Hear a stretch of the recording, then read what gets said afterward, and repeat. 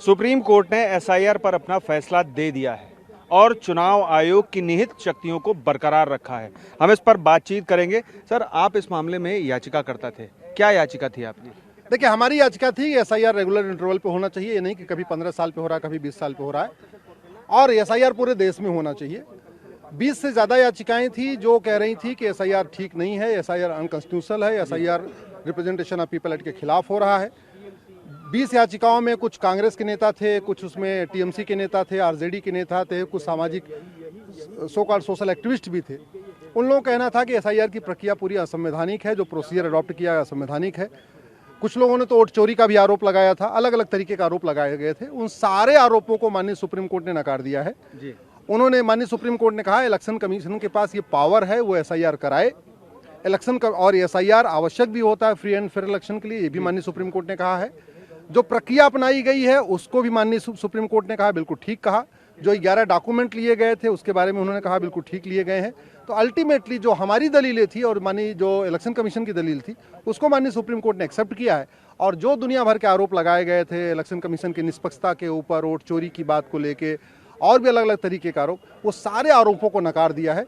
अब मैं आशा करता हूं कि कम से कम एसआईआर जब होगा तो न कोई इलेक्शन कमीशन की निष्पक्षता पे सवाल खड़ा करेगा और न कोई एसआईआर का विरोध करेगा। एक सवाल मैं आपसे ही पूछना चाहता हूं कि सुप्रीम कोर्ट ने इलेक्शन कमीशन ऑफ इंडिया को निर्देश दिया है कि जिन लोगों का भी वोट काटा गया या नाम काटा गया सूची से, वो पूरी सूची गृह मंत्रालय को सौंपी जाए। तो यानी कि आगे जो प्रक्रिया होगी वो सीधे तौर पर नागरिकता को जांचने की होगी। बिल्कुल, जिन लोग माननीय सुप्रीम कोर्ट ने कहा है कि जिन लोगों का नाम एसआईआर में कट गया है उससे ये कंफर्म नहीं होता कि वो सारे विदेशी हैं, सारे घुसपैठिए हैं।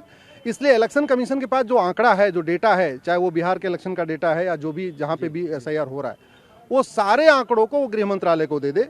सिटीजनशिप एक्ट में सिटीजनशिप को प्रूफ करने के लिए एक पूरी व्यवस्था है, वहाँ पे एक ट्रिब्यूनल बनाया जाता है, वो ट्रिब्यूनल में उनकी जांच होती है, डॉक्यूमेंट्स की जांच होती है। तो उन्होंने कहा है कि जितने आंकड़े हैं इलेक्शन कमीशन के पास वो गृह मंत्रालय को दे, गृह मंत्रालय ट्रिब्यूनल बनाए, ट्रिब्यूनल बना के उनको कंफर्म कर लिया जाए कि जिन लोगों का एसआईआर में नाम कटा है उसमें कितने विदेशी हैं और कितने भारतीय हैं। जो भारतीय हैं उनका नाम जुड़ जाएगा, जो विदेशी हैं उनको परमानेंट नाम खत्म तो हो ही चुका है। उनकी आगे की क्या प्रक्रिया होगी वो गृह मंत्रालय तय करेगा कि उनको भारत में रखना है या उनको डिपोर्ट करना है, वो गृह मंत्रालय देखेगा। यानी कि जो याचिकाकर्ताओं की तरफ से दलील दी जा रही थी कि चुनाव आयोग नागरिकता की जांच कर रहा है, इसको सुप्रीम कोर्ट ने खारिज कर दिया। बिल्कुल खारिज कर दिया। उन्होंने कहा है कि इलेक्शन कमीशन ने केवल वोटर लिस्ट की जांच किया है और वोटर लिस्ट से नाम कटने से ये कंफर्म नहीं होता कि हाँ वो घुसपैठिए हैं, और इसीलिए इलेक्शन कमीशन को बोला है कि एसआईआर में से जिन लोगों का नाम डिलीट हुआ है, जिन लोगों का नाम वोटर लिस्ट से डिलीट हुआ है, वो सारी डिटेल गृह मंत्रालय को दे और गृह मंत्रालय सिटीजनशिप की जांच करवाए। एक चीज और जानना चाहूंगा आपसे, सुप्रीम कोर्ट ने खुद भी कहा है कि ये जो प्रक्रिया है एसआईआर की, ये मतदाता सूची को शुद्ध करने की है। बिल्कुल, हमने भी यही कहा था, इलेक्शन कमीशन ने भी यही कहा था, माननीय सुप्रीम कोर्ट ने भी यही कहा है कि फ्री एंड फेयर इलेक्शन के लिए प्योर वोटर लिस्ट जरूरी है, प्योर इलेक्टोरल रोल जरूरी है। तो प्योर इलेक्टोरल रोल के लिए रेगुलर भी उसकी जांच होती है और कई बार स्पेशल भी होती है। एसआईआर का मतलब स्पेशल इंटेंसिव रिवीजन। तो उन्होंने कहा ये बाकायदा ये कानून में लिखा भी है, रिप्रेजेंटेशन ऑफ पीपल एक्ट में है।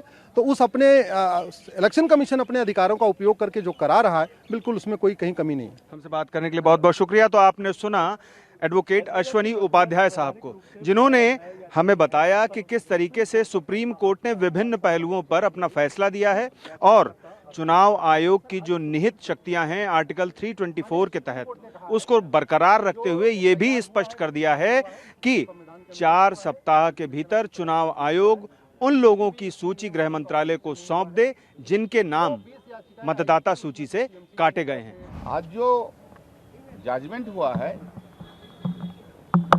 एसआईआर के लिए, ये बिहार का मैटर है। बिहार का जो एसआईआर को चैलेंज किया था उनमें एक जजमेंट हुआ है। उनमें बोला है बिहार में जो प्रोसीड्यूर को ठीक से किया है, और एक बहुत बड़ा इंपॉर्टेंट बात बोला है, ये जिस लोग को इलेक्शन कमीशन डिलीट कर देता है नॉन सिटीजन मुताबिक, वो नॉन सिटीजन बोलने का कोई अधिकार इलेक्शन कमीशन का नहीं है। और इस सब केस को 4 सप्ताह का अंदर उनको भेजना होगा एप्रोप्रिएट अथॉरिटी जो है सेंट्रल गवर्नमेंट का, उन लोग को डिसाइड करना होगा हियरिंग देके। उसका बाद उन लोग सिटीजन है तो फिर उनका नाम इलेक्शन कमीशन का जो वोटर लिस्ट है, वोटर लिस्ट में शामिल हो जाएगा। हमारा बंगाल का केस में कंप्लीटली डिफरेंट है।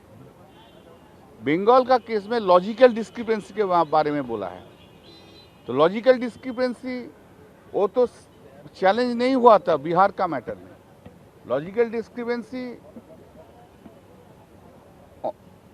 ओनली बंगाल में किया है, इसलिए बंगाल का केस कंप्लीटली डिफरेंट है, कंप्लीटली डिफरेंट है। तो बंगाल का केस जब हियरिंग होगा तब मालूम होगा।